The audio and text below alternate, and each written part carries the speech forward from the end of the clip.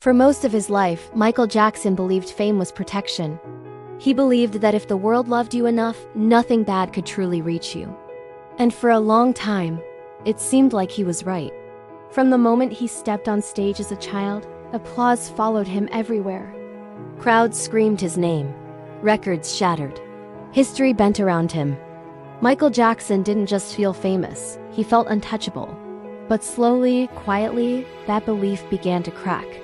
By the late 1980s, Michael was no longer just admired.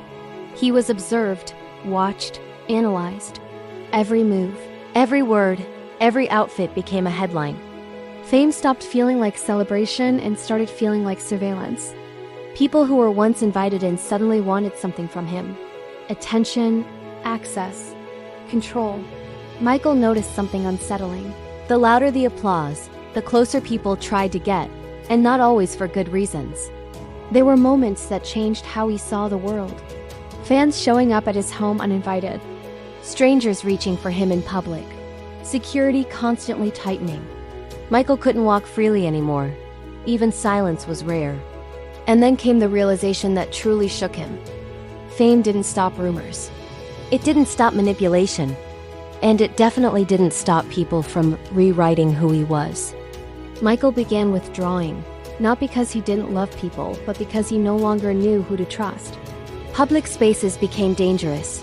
Privacy became priceless. This was when Neverland wasn't just a fantasy, it was a solution. Michael created a world where he could feel safe, childlike, and in control. A place untouched by cameras and expectations. To outsiders, it looked strange.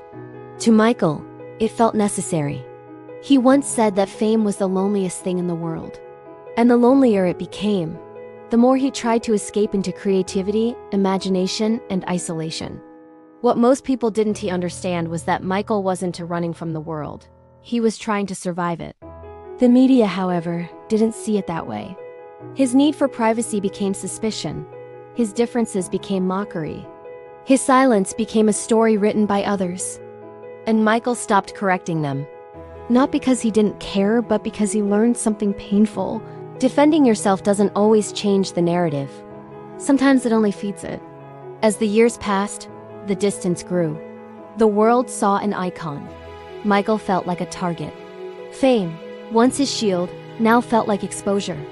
Yet through all of this, Michael kept creating. He poured his confusion, fear, and hope into music. Songs about isolation, about pain, about being misunderstood. If you listen closely, his later music doesn't sound like someone chasing charts.